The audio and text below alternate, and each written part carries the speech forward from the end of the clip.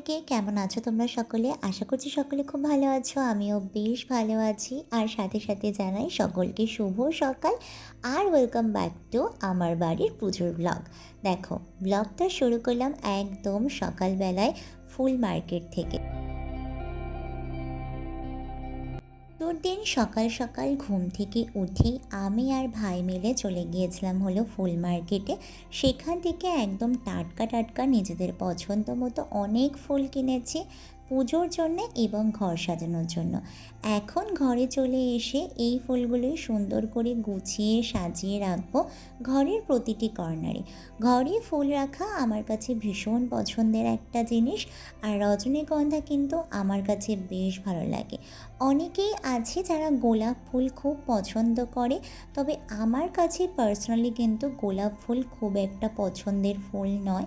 তা বলে যে একেবারেই পছন্দ করি না এমনটাও নয়। আমার ফুল মানেই ভীষণ ভালো লাগে। আমি সবসময়ই চেষ্টা করি ঘরের কোণগুলোতে যদি একটু করে ফুল রাখা যায় তাহলে কিন্তু ঘরের পরিবেশটাই পুরো অন্য রকম হয়ে যায়। আর ঘরের ভেতরে যে সুন্দর সুগন্ধ বেরোয় তা শুকলে তো সকালবেলা ঘুম থেকে উঠে ভীষণভাবে নিজেকে ফ্রেশ লাগে। যাই হোক, কথা বলতে বলতে দেখো এক এক করে সুন্দর করে সব ফুলগুলো গুছিয়ে নিচ্ছিলাম। আসলে সকাল সকাল সব কাজ ধীরে ধীরে কমপ্লিট করে ফেলতে হবে, কারণ যত বেলা বাড়বে তত কাজের প্রেশারও বাড়বে। আচ্ছা, প্রথমেই বলে নিই আজকের ব্লগে অনেক ত্রুটি থাকবে। আমি হয়তো সব কিছু তেমনভাবে খুলে তোমাদেরকে দেখাতে পারবো না, মানে ডিটেলসে দেখাতে পারবো না, কারণ আমি কাজে সত্যি ভীষণ ব্যস্ত থাকি। আর এইখানে দেখো আমার পোকাটা এসেছে, ও কিন্তু একটা ফুলেও হাত দেয়নি। এই রজনীগন্ধার ভাঙা ডাঁটাগুলো নিয়েই ও খেলা করছিল। তোমাদের সাথে কথা বলতে বলতে কিন্তু আমার কাজ প্রায় কমপ্লিট। এখন শুধু এই ফুলের জারগুলোকে নিয়ে জায়গা মতো বসিয়ে দিলেই হয়। দুটো ফুল ভালোভাবে রেখে এখন নিজের বেডরুমে যে ফুলের জারটা রাখবো সেই জারটাও সুন্দর করে সাজিয়ে নিলাম। আর এই দিকে এক পলকে দেখিয়ে দিলাম আমার দিদি সকালবেলা উঠে রান্না বান্না সব কিছু করছে সকালে এবং দুপুরে বাড়ির সকলের খাওয়ার জন্য।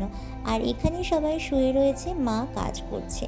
আর আমি এখানে আমার ঘরের বেডশিটটা চেঞ্জ করে ফেলছি।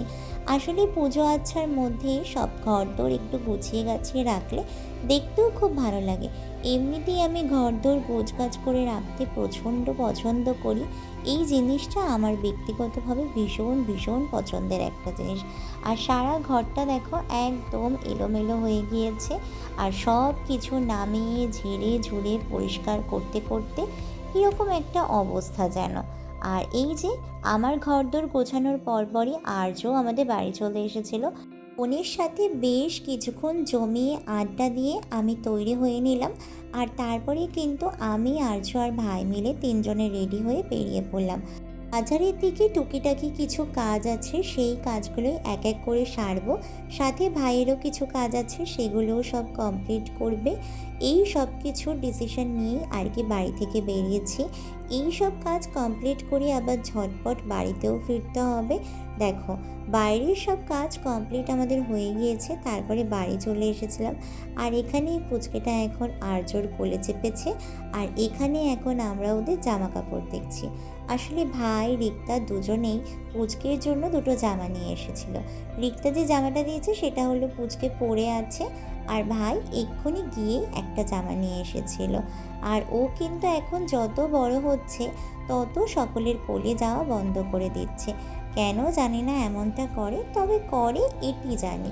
এই যে এখানে এখন কি সুন্দর হাততালি দিচ্ছে। ওনার মন মতো কিছু হলেই উনি এমন হাততালি দিয়েই সেই আনন্দ প্রকাশ করবার চেষ্টা করে।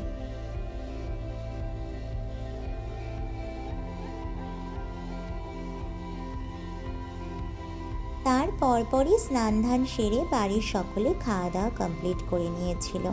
আর এখন হলো সবাই মিলে তৈরি হচ্ছি বড় মাকে নিয়ে আসতে যাব বলে।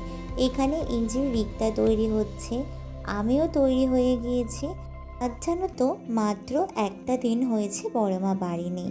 আসলে আমাদের যেহেতু গোটা বছরটা জুড়েই বড় মা আমাদের সাথেই থাকে, এই একটি দিন যখন বড় মাকে বিসর্জন দিয়ে আসা হয়, তখন আমরা অপেক্ষা করি কতক্ষণে বড় মা আবার আমাদের মধ্যে আসবে। বড় মাকে ছাড়া আমাদের একটি দিনও কাটতে চায় না। এখানে মা দাঁড়িয়ে আছে, আর মায়েরও কিন্তু এখন মনটা অনেক বেশি ভালো, কারণ আর কিছুক্ষণের মধ্যেই বড় মা আমাদের বাড়িতে এসে উপস্থিত হবে। মায়ের মুখটা দেখেছো কত চকচক করছে হাসিতে। আসলে মাও বড় মাকে ভীষণ ভালোবাসে। সারাটা দিন বড় মা এবং গোপাল এবং ঠাকুর ঘরের যাবতীয় সকল ঠাকুরের দেখভাল কিন্তু মা নিজের হাতে একাই করে। মায়ের একান্ত সমস্যা এবং শরীর খারাপ না থাকলে সেই একা হাতে সবটা সামলায়। আমাদের বাড়ির গোটা পুজোর সব কাজকর্ম কিন্তু মা একা হাতে সামলায়। আর এছাড়া বাইরের দিকটা আমি আর বাপি সামলাই। দেখো এখানে বাপি কত মজা করছে। সবাই আসলে বড় মার আসার অপেক্ষায় একদম পাগল হয়ে গিয়েছে। আর এই হলো আমাদের বাড়ির আজকে বাইরের পরিবেশটা। আগে জানো তো এই বাড়ি গোটাটা জুড়েই আমরা প্যান্ডেল করতাম। এখন গাড়ি রাখার জন্য টিনের শেডটা হওয়াতে আমরা গোটা বাড়ি জুড়ে আর প্যান্ডেল করি না, তবে আলো দিয়ে ভীষণ সুন্দর করে সাজাই। চলো এবার বড় মাকে গিয়ে ঝটপট নিয়ে আসা যাক।